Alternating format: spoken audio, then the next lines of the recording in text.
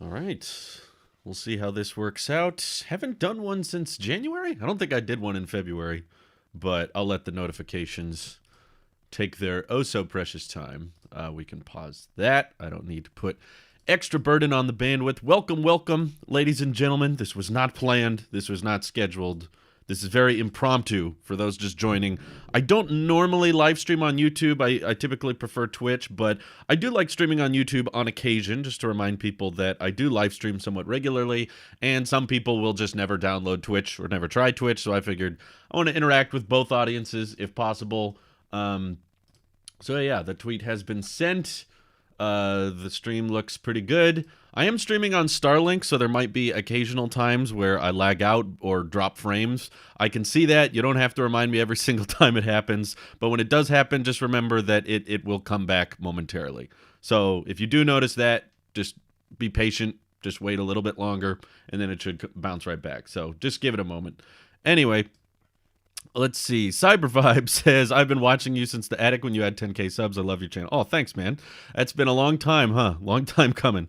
Will C says, you still got the AirPods Max? I do not. I returned those, actually, just because I couldn't justify them. I already think it's kind of weird having multiple pairs of AirPods on my desk at any given time.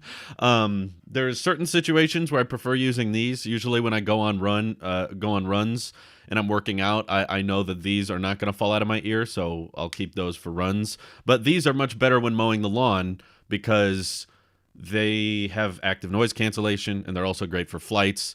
So I really, really dig AirPods Pro for canceling out background audio. But they're less comfortable for my ears. I hear different things. For some people, AirPods Pro are more comfortable. For others, AirPods 2 are more comfortable. So I'm kind of getting the best of both, but AirPods Max is like, I don't even know where that sits. And it's super duper expensive, and I wasn't in love with it that much.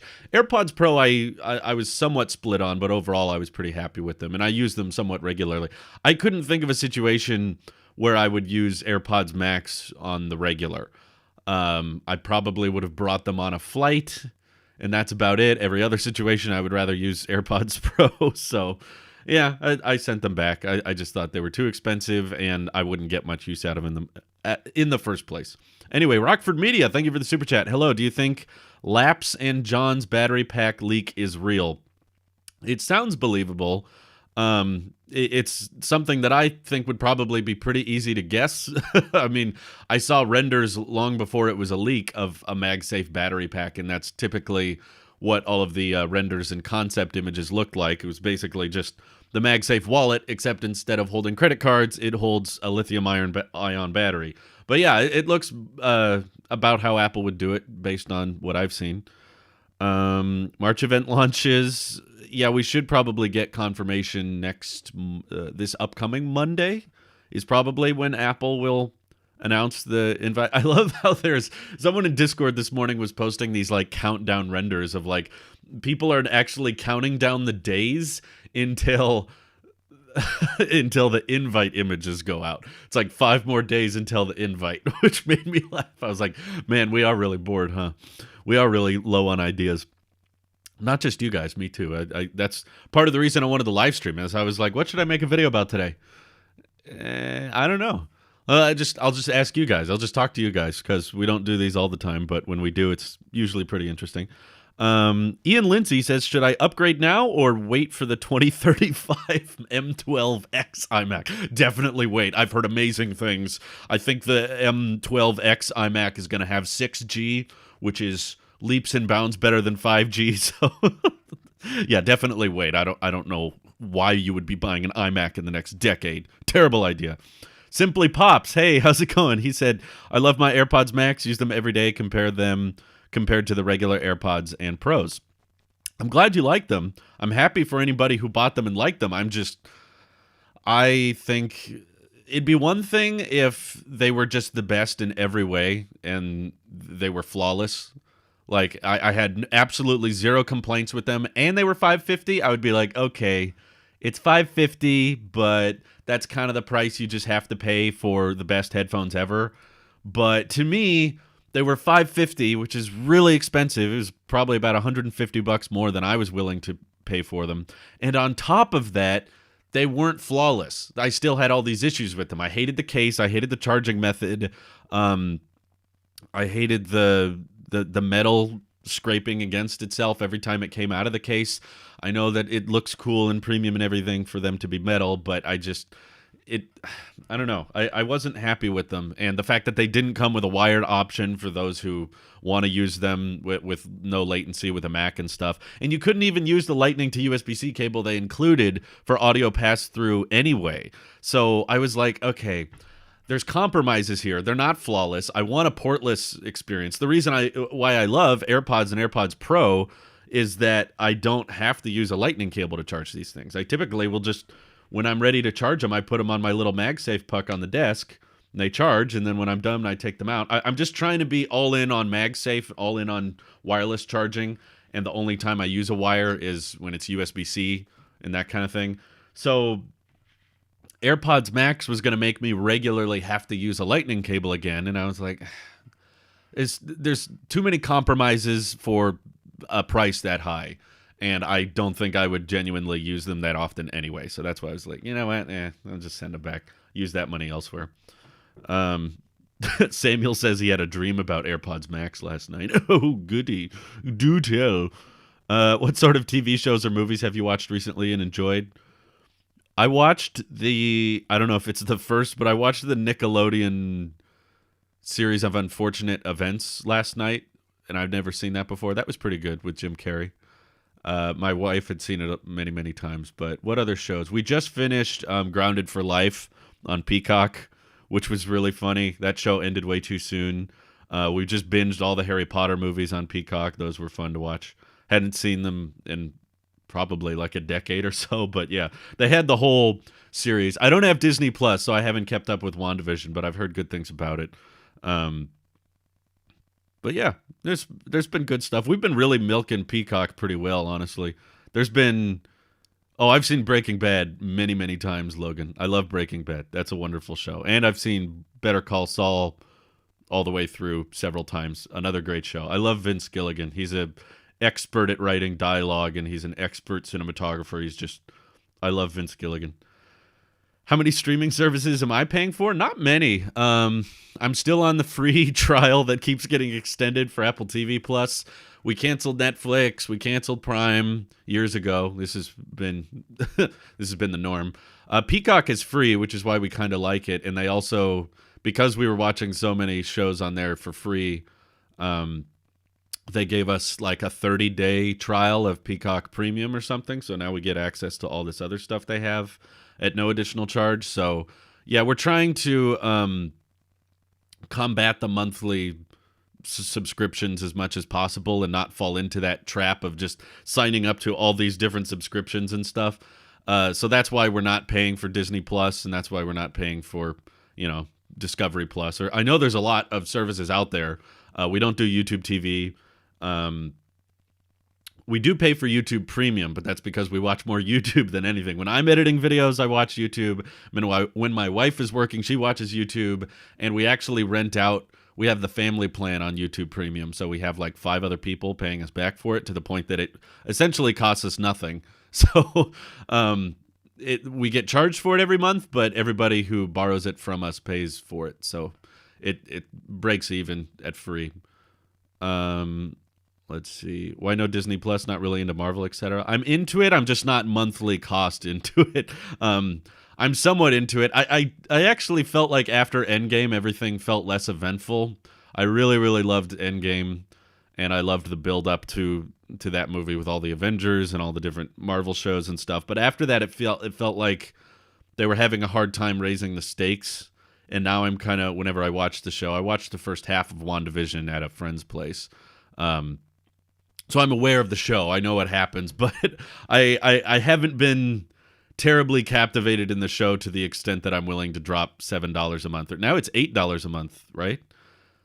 And I don't want to do the annual option because there's not that many shows on there. We had it for a while. My buddy Nick, actually, he got like a year's worth of Disney Plus for free included with his Verizon bill, and he let us have access to that. And we had it with a bunch of other services, and we realized that we didn't actually We didn't actually use it that often. After Mandalorian, I mean, I was really into Mando.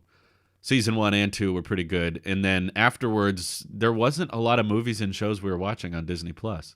So I was like, yeah, I don't know if I want to commit to like a year-long subscription if there's only one or two shows on there that I actually care about, especially when I can go over to a relative's place or a friend's place and catch up real quickly when I need to. So yeah, I know it's not a lot of money. We definitely can afford it. We've got the money. We're against the principle of like subscribing to every tiny little subscription service that comes out. So that's why we're going to wait till Disney Plus has a huge catalog of stuff, and then they're going to have probably at some point some week free trial promotional period or a month free trial promotional, and that's when we'll catch up on everything, and then we'll cancel before they charge us again. So that's kind of our mindset here.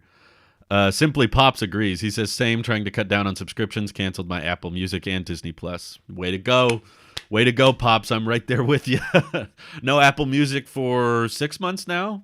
Still doing good. Still fine. Don't miss it. Don't want it back. Gaming Apple TV thoughts? I feel like they tried to do it with the last Apple TV, and it just completely backfired. If you can't get Minecraft to be popular on your gaming platform, I don't know what you think. It's a huge misconception a lot of people have. I think that a ton of people think that Apple needs to do something to make more gaming hardware. It's really not up to Apple. Gaming success and making successful gaming hardware has way more to do with exclusive game titles than it does the hardware itself. A classic example, in my opinion, of that would be the Nintendo Switch. Hardware-wise, it's really not that impressive. Graphics-wise, it doesn't play games at an extremely high resolution or a very high frame rate, and yet it's extremely popular because it has a bunch of game titles that people really, really love. So whether or not Apple puts Apple Silicon in an Apple TV or Apple Silicon with a really great GPU in an iMac or not doesn't make a huge difference if there's not a bunch of major game devs that are willing to optimize for it. And so far, they have time and time again proven they're not really interested in optimizing for it. So that's the main issue at the end of the day. Apple could go all out and try to make an Apple TV console, Apple Pippin, the Squeakquel. They could try to do a console all over again, but the same thing happens every time they do this. They always try to buy out or partner with a few game devs, and whatever game they demonstrate at Quadruple UDC, it always ends up getting removed from that platform later on. I remember when they first demoed Fortnite on the Mac way back in Quadruple UDC of 2015, and now that's not really a thing anymore.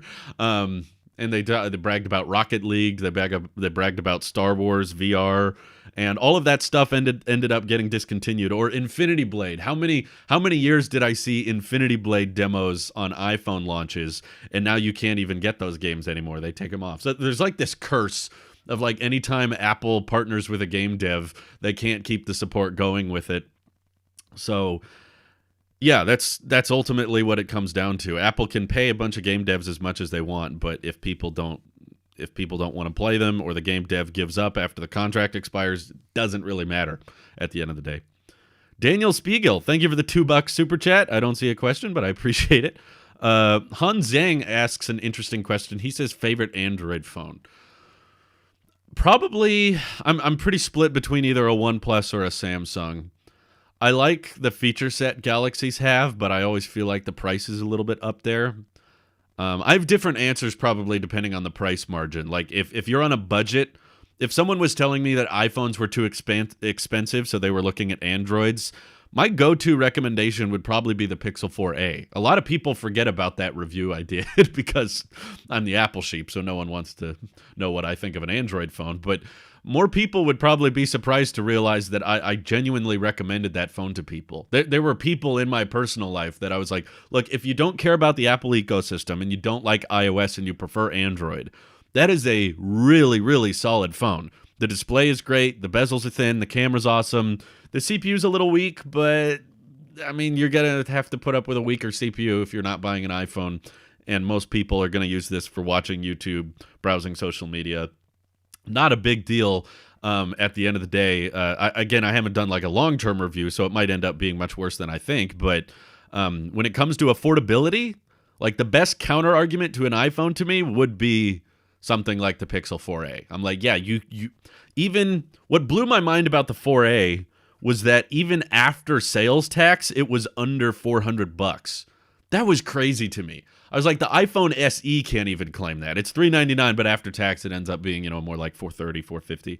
Whereas the Pixel 4a was $350 with sales tax. It was like $375, $380, and you get a really, really solid phone with that purchase. So I was like, that's amazing. That's great. But if we're just talking like what Android phone I would get myself if if someone put a gun to my head and said you can't buy any iPhones anymore, probably hold on to my 12 mini as long as possible. But if I had to buy an Android, probably either get the OnePlus flagship, the Pro variant, either the 8 Pro or did they make an 8T Pro? I forget.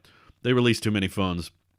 Whatever the OnePlus 9 Pro is, the one that has the super fast wireless charging, because I still have the OnePlus 8 to this day. It's like my work phone. I still have like all work-related apps on here, because I don't like having work-related apps on my iPhone because then it becomes a distraction once I leave work. But the one thing, this phone is great. I love the 90 hertz display. The cameras even are pretty good. I've done several video thumbnails off of the OnePlus. I just needed another camera, so I just grabbed the nearest smartphone. The camera's not that bad on the OnePlus, and the display is fairly immersive. So I like this phone a lot, but the one thing that I hate about it is no wireless charging.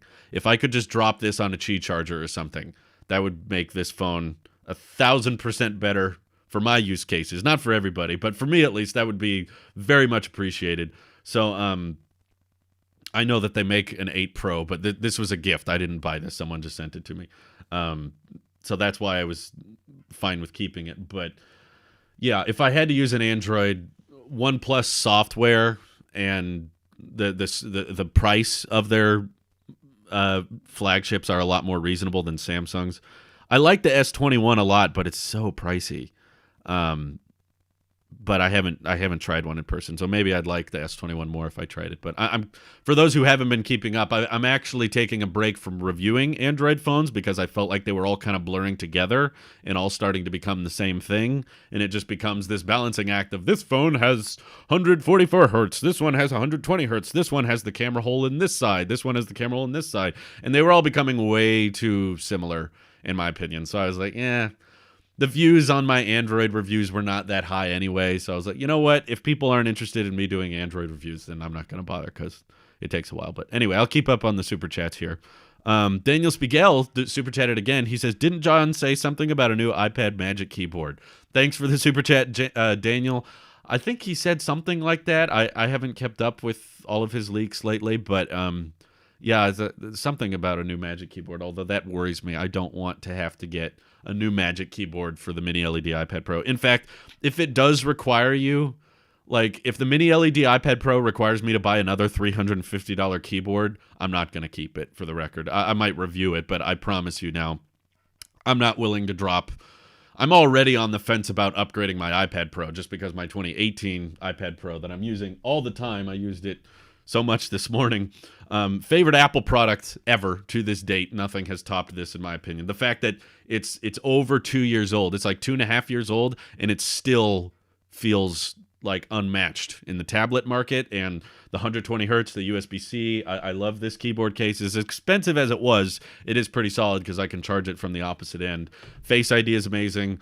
I love this thing, so the Mini LED edition, I don't know if that will make a huge difference. I need to see it to actually know, but I'm already on the fence about upgrading just the tablet. Even if it works with my old keyboard case, I'm still on the fence. So if it doesn't work with my old keyboard case, that means I got to sell this and sell this, and I'm sure it's not going to be close to what the retail value was for it. So if they make it a $1,300 upgrade, I'm like, heck no, not happening. No, thank you. Colin Mostner, sorry if I mispronounced that, but thank you for the super chat. He said, I have a suggested video below from you called I Don't Like OLED from 4 years ago. Do you still feel that way? To be fair, I don't. Let me look up my content. I don't know if I called it I Don't Like OLED.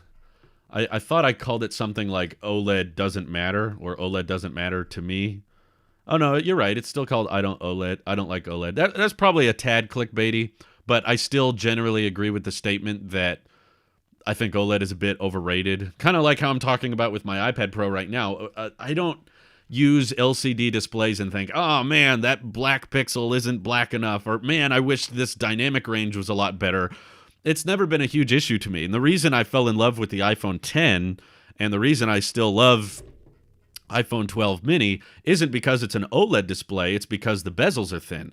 OLED allows for thinner bezels, which I appreciate, but it's not the OLED panel itself I'm in love with. In fact, I've been on the record several times that if I could get 120 hertz on an LCD display, I would rather have that than 60 hertz on an OLED display. Like the colors thing and the contrast ratio has never really bugged me that much. Like back in 2019, I think I used an iPhone XR for like 3 to 4 months, and it was great. I did not care that it was a liquid retina. I didn't notice the pixel density. The only thing that bugged me was the thicker bezels. So case in point, this is my favorite display that I use regularly. OLED is nice, and there's some perks to it, I acknowledge, but to me, they make such little difference. Everyone's different. I know some people don't give a crap about 120 hertz, but love color accuracy and love the higher dynamic range and stuff. But I've watched countless movies and shows on this thing, and to me, the motion is way more noticeable than the colors. So I have no complaints with this display. And I would even put up with some thicker bezels on the iPhone if it meant I got 120 hertz. So yeah, it's a very personal preference thing. I get why people probably didn't like that video, because they're like, oh no, OLED's great. But I'm just like, who cares? Obviously some people care, but it doesn't matter to me that much personally. Would you rather eat squirrel soup or take a bath with the squirrel for 20 minutes? I would that sounds terrible. Squirrels are very squeamish. So probably squirrel soup, Mike. But thanks for the question. That's very good. It's always squirrel related with Mike. Okay, Metroid Hunter super chatted. He said, I saw a few articles that Apple was thinking of buying the PlayStation from Sony. Is that true? What are your thoughts about them actually doing it? I highly doubt that's true. It doesn't sound like something Sony would be willing to let go of. So that's about as much as I've heard of it. I haven't looked into that much because of how absurd it sounds. No, Sony makes like a ton of money from the PlayStation division. That's one of like their most profitable branches. So I'd be very confused why Sony would put that up for sale. If anything, Sony would sell off maybe their movie studios to Apple with TV Plus and that kind of thing. But even that is a stretch, because their movie studios are not super profitable compared to the PlayStation ones. So yeah, I highly doubt. Don't expect that. Oh, great. YouTube chat's freaking out. Okay. Nuno super chatted. Thank you very much. He says, hey, Drew, I was wondering if you use AdGuard/OneBlocker or any app of the sort to block ads, trackers, etc. I do not, and I would not recommend it because that does harm us content creators. I mean, there's nothing I can do to stop you from doing that, but just keep in mind that when you use ad block on content creators, it does prevent them from getting paid. So if they want to pursue that as a livelihood or as their job, it's pretty similar to pirating content. So ads are annoying, and I get that, and that's why I recommend YouTube Premium, because I hate ads just as much as the next person, but it's kind of a necessary evil, because if basically everybody started using ad blocks on the entire platform, then a bunch of your favorite content creators couldn't do their job, or they would have to do significantly more sponsorships, which would get annoying very quickly. So I do not use one, and I encourage you not to, but it's your life at the end of the day. You can do what you want. Matthew Keshia Ferney, hope I got that right. He super chatted, what 2021 iMac color are you going to opt for? Personally, I doubt that rumor. It doesn't sound viable to me. For one, because the Apple iMac redesign is rumored to be like thin one size bezel all the way around, which means the color you're hardly ever going to see. If it's just going to be all display on the front and just a tad bit of bezel, you're hardly ever going to notice. It's not a mobile product like the iPad Air. Having multiple colors with that makes a bit more sense because you pick it up and move it around, so you're more likely to see the border and the edges. iMac is a stationary product, so having multiple iMac colors makes about as much sense as having multiple Apple TV colors. It's like it's just going to be a box sitting there. You're not really going to notice it that much. And most rumors right now are saying that the Apple Silicon iMac is still going to be end of this year, not soon, unfortunately. I hope it's soon, but it doesn't sound like it's going to be. So if it's not soon, I doubt that the supply chains have been set up to mass produce multiple colors at this point. So that, I don't know. I read that and I was like, yeah, I doubt it. That sounds like one of those rumors that's going to end up getting swept under the rug and be like, oh, what? Did we say colors? We meant they were thinking about doing colors and then they can't change their mind later. So if there was one, I don't care. Silver, space gray. I don't need a colorful iMac. When it's all display, it makes very little sense. Back in the old days when an iMac was big and the display was a very small part of it and you were always going to see the sides of it, I guess coloring it makes more sense. But these days, we had the same colored iMac for like 15 years, and then the iMac Pro came along and they just made it slightly darker. And then after they made it slightly darker, they discontinued it. So it's safe to say, in my opinion, that Apple cares fairly little about the colors of their desktops. There's only one color Mac Pro, and I feel like that would even make more sense to have colors in an iMac because you're at least going to see the outside chassis of it a bit more. So yeah, I don't care what color it comes in. Silver, space gray, black, whatever. But I highly doubt they're going to be the same colors as AirPods Max. I could be wrong, though. I'm wrong a lot. That happens. Ray Day Super Chatted says, I was thinking lately, and I'm getting stumped at what features Apple can add to the iPhones that will make a difference to the general public. Everything is already good enough on the 12. Yeah, I think that to myself a lot, too. The truth is, smartphones, in regards to innovation, are peaking quite a bit, and they are most definitely running out of features and things to add. In my opinion, the biggest thing they could do this year is Touch ID. I see non-techies and average everyday consumers complaining about Face ID versus Touch ID. I prefer Face ID, but I agree that there's a lot of people out there that would rather have Touch ID. I've met them. I've seen them. And now it's anecdotal, but there's a ton of people out there that are like, I can't stand Face ID. I want the fingerprint reader. So obviously having both would be pretty nice. But right now Quo says that's not really up for debate. It is up for debate. It's not confirmed, though. It's not like a for sure thing. They're definitely going to add Touch ID. But in my opinion, yeah, the types of features they can add that the general public would care about is shrinking every year. And that's why we're seeing the average use of ownership of smartphones stretch and get longer and longer and longer, is because people are holding on to their phones longer than ever because there's very little reasons to upgrade them. So that's going to become continuously worse as years goes on. I don't think this is a temporary lull. I think this is a new norm. And if people thought the iPhone 12 was boring, the next 10 years of iPhones are going to be really boring if you thought the 12 wasn't that interesting. So it's a big problem. That's why Apple's pushing services so much, because they know they're not going to be able to count on people upgrading their iPhones as often. And it's probably why they want to get, Apple Glass out as soon as they can, because there needs to be another big innovation, big tech leap, and there isn't really one right now. Jay Money, I appreciate the super chat, but you retracted the message. I didn't get a chance to read it. Sorry about that. But yeah, appreciate it anyway. Simply Pop says, do you have an LLC for the Tailosive network? Do you think it's worth registering? It kind of depends on your state. I looked into it where I live, and it was going to instantly cost more. So there's a few advantages to developing an LLC, but for me, it would not result in many benefits, and it would cost more on my taxes. So I was just like, nah, why bother? Is Apple running out of features to put to the Apple Watch? Oh, yes, most definitely. They included that in the marketing for the Apple Watch Series 6, actually. They were like, it already does that. Oh, wait, it already does that. Oh, wait, it already does that. So they are clearly running out of ideas, which is why I'm so interested in Apple redesigning it, because I feel like that's all they really can do with the watch. They can't really add many functional features other than some new health sensor that might be helpful to a certain demographic of people. The one that I see a lot is like glucose monitoring, which would be helpful for diabetics, but most of us aren't diabetics, which means that obviously finding out that that's the big feature to upgrade for would not get a lot of people to buy it. So yeah, you're right, Stefan. The marketing images for Series 5 and Series 6 were almost identical. There's hardly any differences. The blood oxygen sensor is very gimmicky. You use it once and then you forget about it.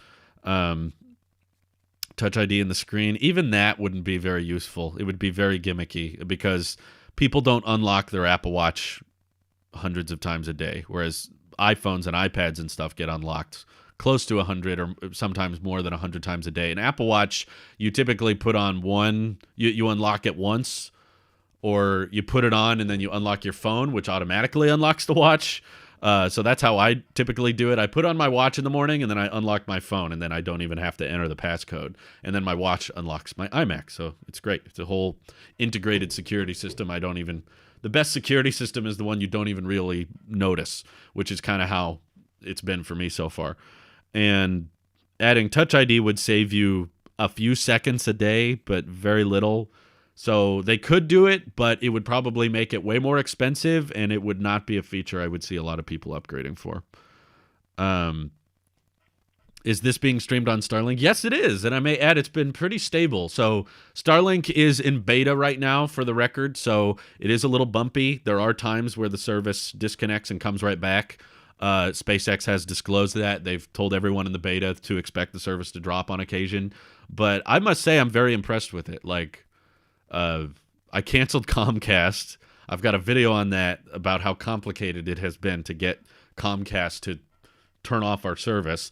But we haven't used it basically at all ever since I uploaded my Starlink unboxing video. I've been on Starlink. I've been uploading everything via Starlink, and my wife is working from home off of Starlink, and it's working pretty great. So we've been watching movies and stuff, and I'm very, very happy with the service. And yesterday, it was pouring rain and hailing. It actually hailed pretty decent-sized pebbles of ice. And I checked on the Dishy McFlatface, as SpaceX calls it. That's the official term for it. I checked on it. It's still doing great. And when I'm doing speed tests on my Mac, I'm consistently getting over 200 down, around 30 to 40 up, which is pretty great. So I'm really happy that this is within a beta. Since my unboxing video, SpaceX has already launched 120 more satellites. They did another 60 like 9 hours ago, I think. They did one last night. Anyway, I despise Comcast, and I want to do a video on canceling them. I'm going to, but the reason I haven't yet is because it's still ongoing. I contacted them. To give you guys some perspective, I called Comcast on February 27th to cancel them, and they have still not canceled our service, and they still keep flashing a bill in our face saying, your bill is overdue. You need to pay your bill. Please pay your bill. You will get overage costs. That's how it hasn't gone through yet. With Comcast, you have to put in a cancellation request. You can't just go online and cancel your service. You have to talk to someone. There's not a button that just says cancel. And they still are like, your request is pending. But in the meantime, here's your bill for service you're not using. It's crazy. It's way more in depth than I'm making it out to be, so I'm going to save that for the video. But I'm still waiting to hear back from them, because right now they keep saying, here's your bill, here's your bill. It hasn't happened yet. But yeah, Starlink speeds will get faster over time. Elon Musk has said that they plan on doubling the speed by the end of this year, which is awesome. And their end goal with Starlink is to have like gigabit speeds. So that's not going to happen within the next year or so. But their target, their eventual goal is that within the next probably, 3 or 5 years, you'll be able to get like gigabit down. I don't know about up, but yeah, there's not a lot of ISPs out there that are saying like, we're going to double or triple our internet speeds within the next 6 months, 9 months. That's pretty crazy. So I'm very happy to be on Starlink finally, because I despised Comcast, and they had a monopoly where I live, and there was literally no one else we could use. So I can't hurt them. I can complain about them online as much as I want, but at the end of the day, they keep charging me. So this is the only way I can actually hurt them. The only way I can actually penalize Comcast for their behavior is by canceling the service. So that's what we're doing. Let's see. Will Apple make a car? I don't think they will, but there seems to be a lot of speculation that they've been working on one for many, many years. That's been kind of an open secret in the industry for a while, but they have yet to unveil one, and they've been in talks with other automakers, but my guess is Apple is so big, and they take very little risks. They take very few liberties of like, oh, this might not work out. They pretty much only want to release something if they know that they will have a very thick profit margin on it, and they know that they can sell a lot of them and make a somewhat big impact on the industry they're entering.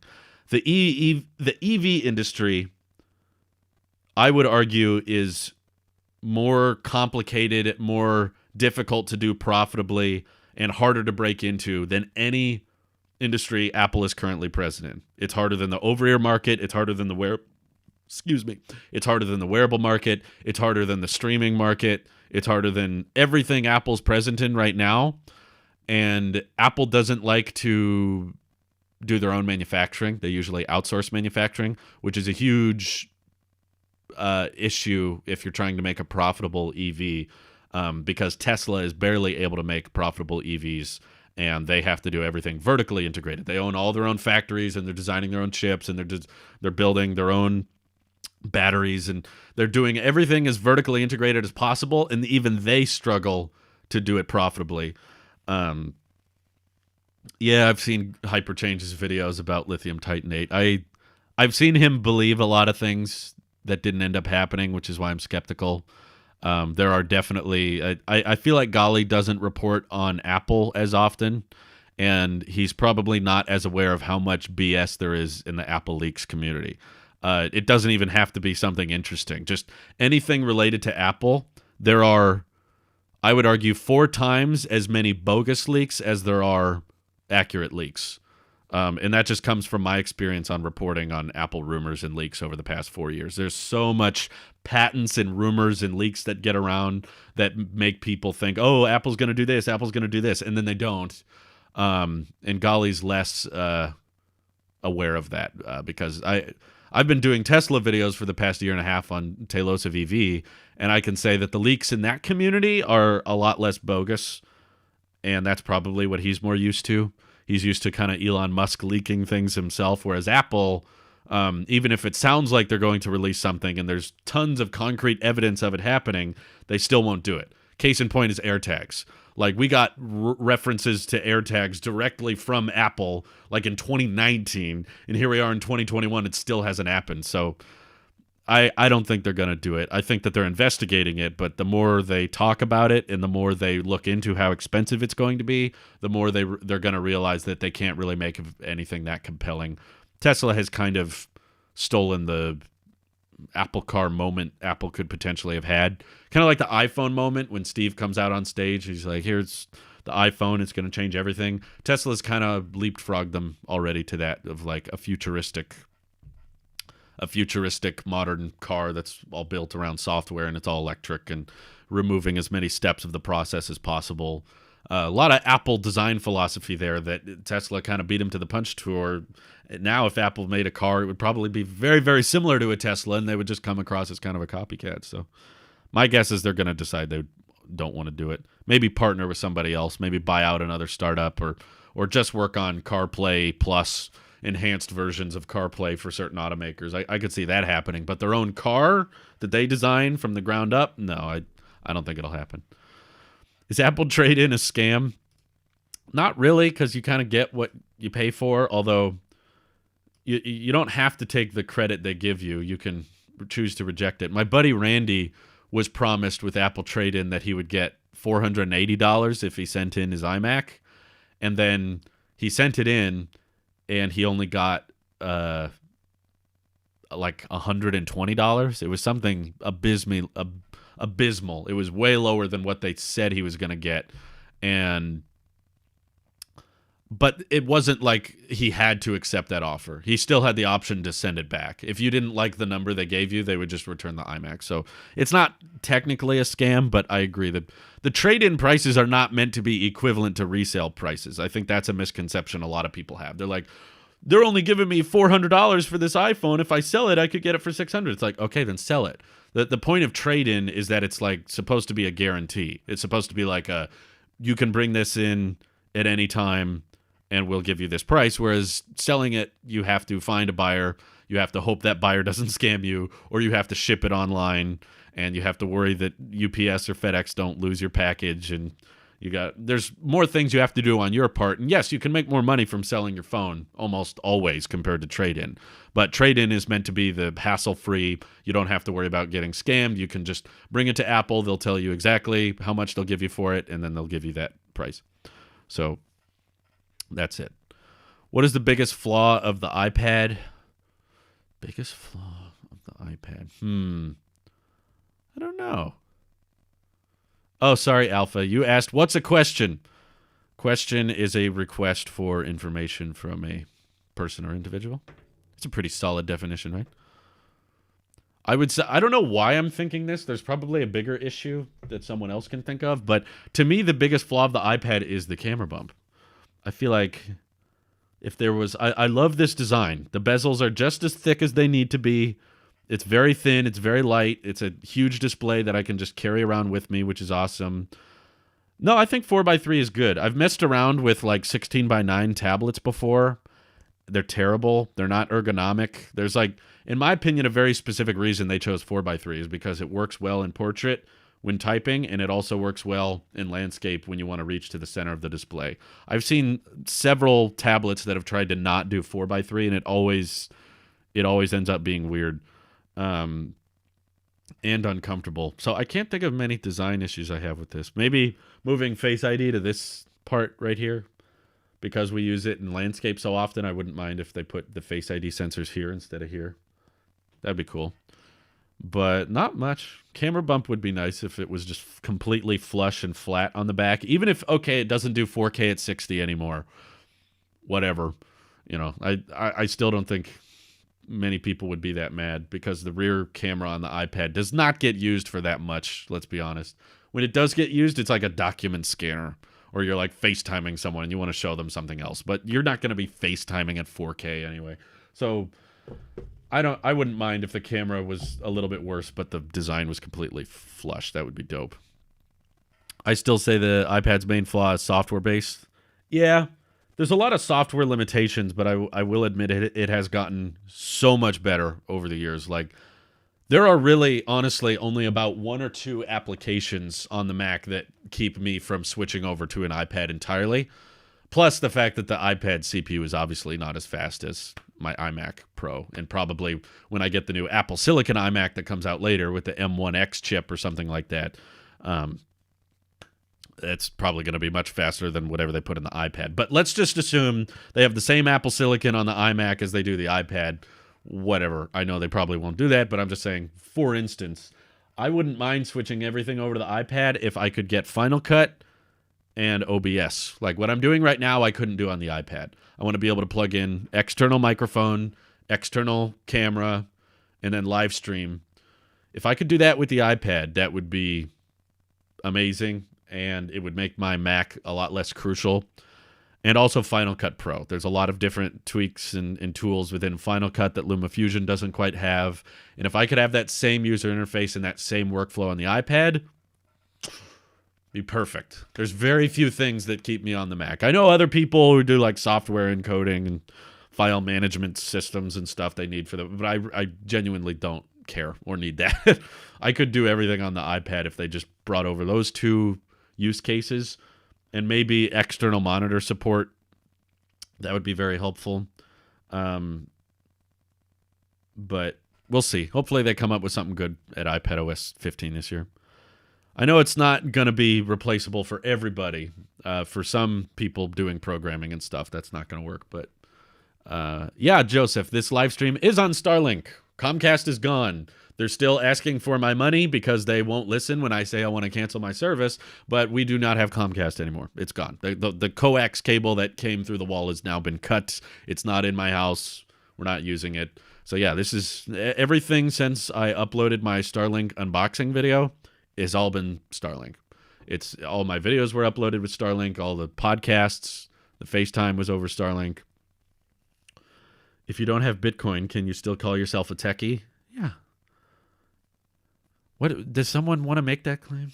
You're not a real techie unless you own my cryptocurrency. Yeah, that's not how it works. Are you going to fix the smart bulb at some point? I fixed it. It's annoying, but I fixed it. What's your take on 3x2 tablets? I've never tried one, but Sorry. I'm fine with 4x3. Sorry, I don't know how to pronounce your name, but someone was saying Sandy Monroe is probably working on the Apple car. I know. I saw that Meet Kevin interview with him. He's clearly been signing an NDA. So Sandy Monroe works with different automotive startups on mass production and that kind of thing. And it's an open secret that Apple has been working on an electric car.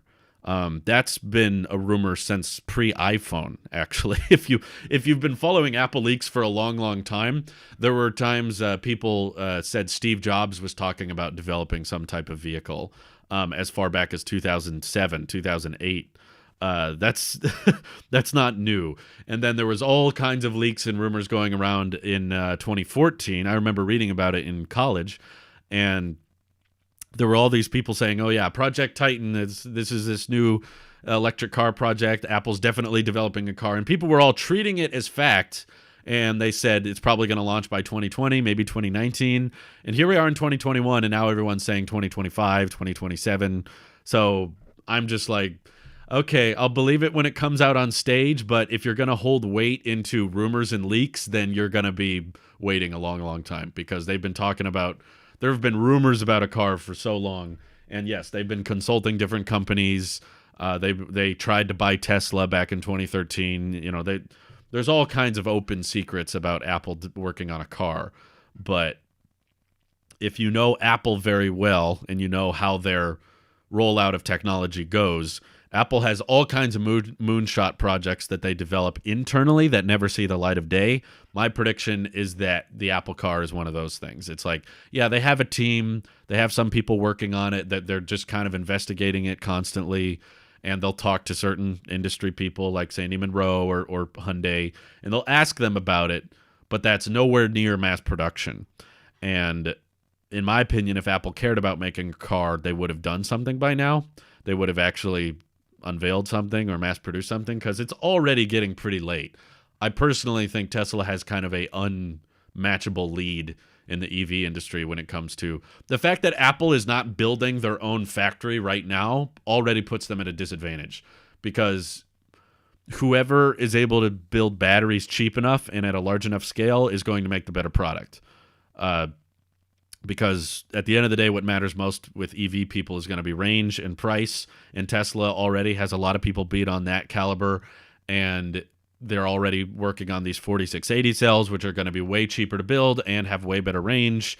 And if Apple has to outsource all this, that means more middlemen. If there's more middlemen, they're going to cost money. So if Apple decides to buy batteries from someone else, they're going to be paying much more for those batteries than Tesla is going to be paying, because Tesla can build them themselves. And if you are building the cheapest batteries with the best energy density, that means you can build the cheapest EV and the best EV, because while you can make a Model 2 for $25,000 and also make a Plaid Plus Model S, you're going to have range that's unmatched and you're going to have prices that are unmatched. And all Apple's really going to have going for them is but it's Apple, so there's CarPlay is way better, so therefore you should spend six figures on your car.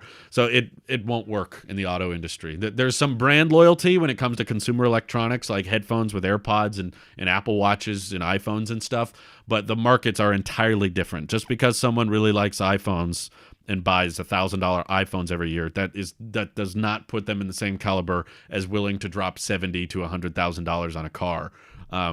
Completely different market. So some people think like that. They're just like, oh yeah, Apple's popular. There's a lot of Apple sheep out there and they're all going to buy the Apple car. It's like, it's not that simple. That's like saying the Mac Pro will outsell every PC because people like Apple. It's like not how it works. What is the best value Apple product? Probably best going cheapest as possible. So I'd say like maybe the budget iPad could be the best value.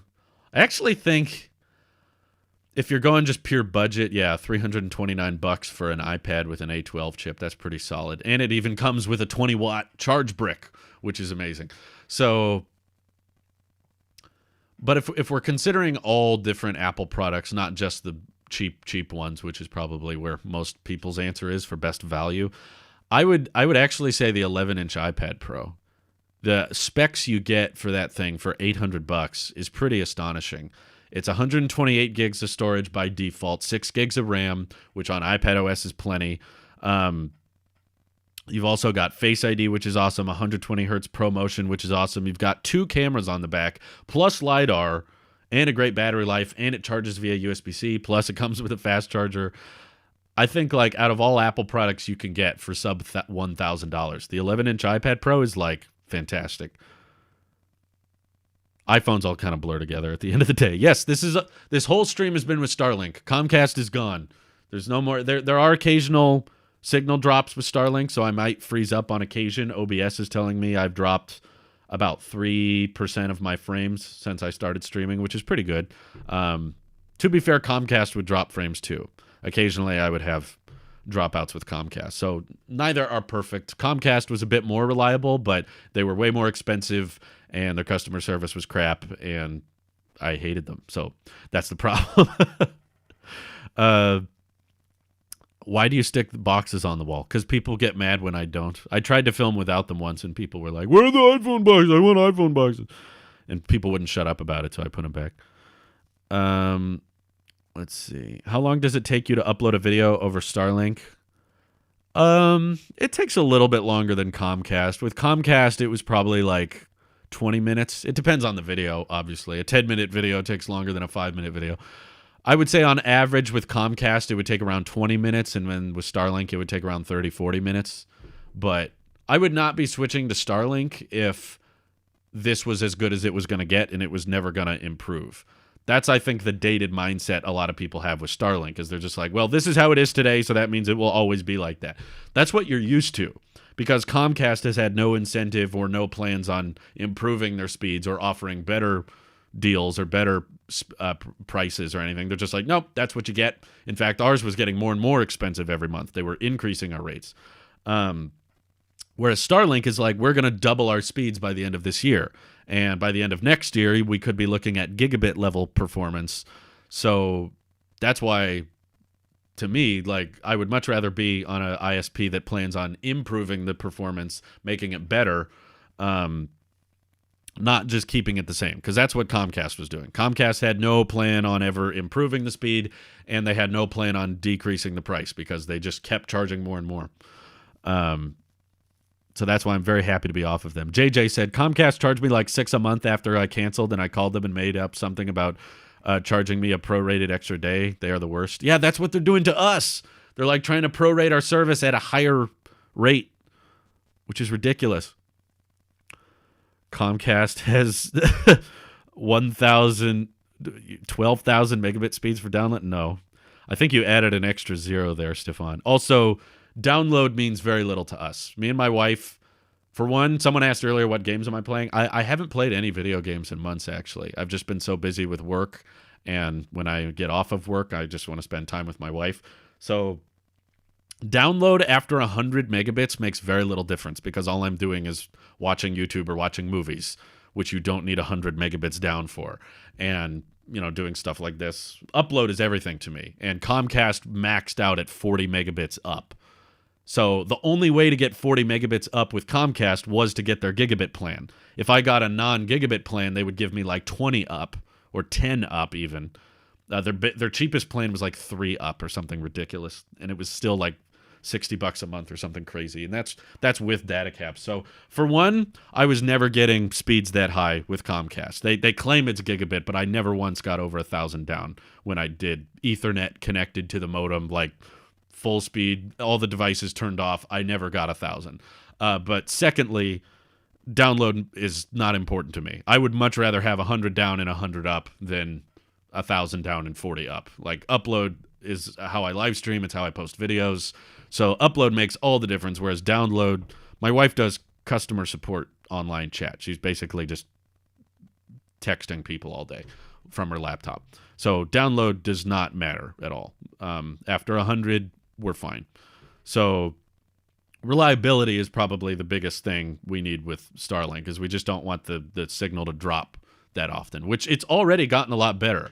Like the first couple days we had it, it was dropping pretty regularly, and we would even notice buffering when watching a TV show and stuff. And now it doesn't buffer at all. Like, I can't remember the last time it froze. And we're losing less and less frames every time I live stream. Like when we first streamed, I lost like 9 to 10% of the frames, and now I'm losing only 4%. So obviously the goal is 0%, but it's still technically in beta, so I'm sure that will get better and improve over time. Do you think new MacBooks will have cellular? Not likely, but I hope they do someday. I haven't heard anything about them getting cellular, though. I don't know why for the longest time they haven't done that. They've done it on the iPads for so long. Why can't the MacBooks do it? Maybe it's an Apple Silicon problem, but I don't know. Do you think Apple will have e-ink display on the back for aesthetic purposes? No, I do not. That was a cool ROG phone feature, but no, Apple doesn't like putting that much on the back of their phones. Divot says, why aren't you uploading in 4K anymore? Well, I still do on occasion. In fact, for the past few years, I ping-pong back and forth between 1080 and 4K, depending on what kind of hurry I'm in. I don't know if this is just a placebo or something, but to me it feels like exporting videos at 4K on the iMac Pro take a while. I don't know if the computer's getting slower or I'm just getting more impatient, but upload taking longer doesn't really bother me very much because I can still edit videos while I'm uploading one. Whereas with Final Cut, you can't edit a video and be exporting one at the same time, which means that when I export at 4K at 60, I can't edit anything else on the iMac for a while. It's kind of, I have to wait until it's done exporting before I can start working on my next project.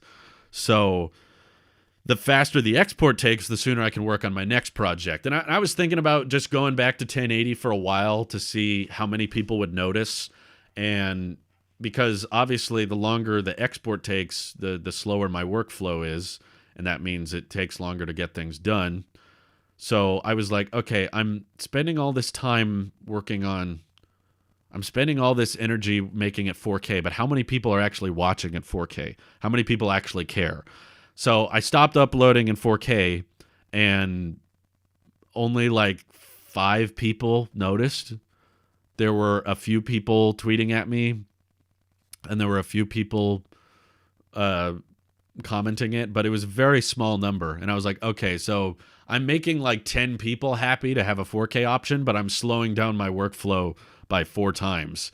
So if I could get a new Mac that was a lot faster at exporting, that would make me feel more justified at doing 4K. So I'll probably go back to doing 4K once I get a new iMac. But anyhow, it's been fun to read up on your guys' super chats, but I think I'm going to take my very early lunch break. And I appreciate you guys for tuning in. I'm glad that I'm seeing some dropped frames now, but for the most part during this broadcast, Starlink was doing pretty well, pretty solid. So I'm glad 1080p is what most people watch at. There's very few people that actually watch at the full 4K. Most smartphones don't have 4K, and that's what most people watch YouTube on. So 1080p is fine. But anyway, appreciate you guys for tuning in. If you feel like your question was not getting answered, please download Twitch. Follow me over there. We do live streams, and there's a lot less clutter in the chat, so you're more likely to get your question answered. And I'll be live on there pretty regularly. So feel free to check me out on Twitch, a much better live streaming platform. Thank you guys for watching. Hope you have an excellent rest of your day. Take care. Bye-bye.